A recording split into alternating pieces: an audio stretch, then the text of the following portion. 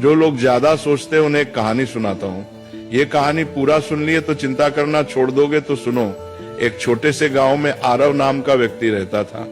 आरव बहुत मेहनती था, लेकिन उसकी एक आदत उसकी शांति छीन चुकी थी, बेहद चिंता करना। सुबह उठते ही वो सोचता, कल क्या होगा, पैसा रहेगा या नहीं, लोग क्या कहेंगे, परिवार सुरक्षित रहेगा या नहीं। रात को सोने जाता, तब भी उसका दिमाग रुका नहीं करता। एक दिन अत्यधिक चिंता के कारण उसकी तबीयत बिगड़ गई। गांव के लोग उसे पास के पहाड़ पर रहने वाले एक संत के पास ले गए। संत बहुत सरल जीवन जीते थे, न ज्यादा बोलना न ज्यादा सोचना। आरव ने संत से कहा, महाराज, मेरा मन कभी शांत नहीं होता, मैं हर समय डर और चिंता में रहता हूँ। संत मुस्कुराए और पास रखी एक मिट्टी की मटकी उठाई। उन्होंने कहा, इस मटकी को पानी से भर दो। आरव ने मटकी भर दी। फिर संत बोले, अब इसे सिर पर रखो और चलो, लेकिन एक शर्त है, अगर एक बूंद भी गिरी तो तुम असफल हो जाओगे। आरव पूरी तरह मटकी पर ध्यान लगाकर चलने लगा।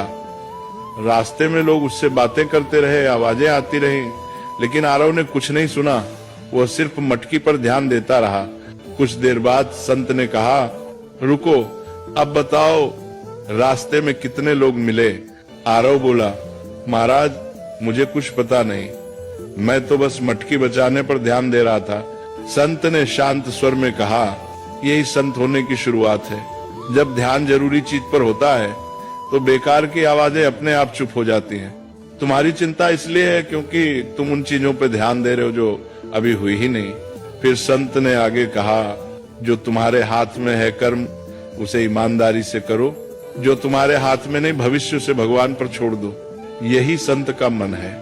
उस दिन आरव समझ गया, संत होना जंगल में जाना नहीं है, संत होना मन की अनावश्यक चिंताओं को छोड़ देना है। धीरे धीरे आरव ने चिंता कम की, वर्तमान में जीना सीखा, और वही व्यक्ति जो कभी बेचैन रहता था अब दूसरों को शांति की सीख देने लगा।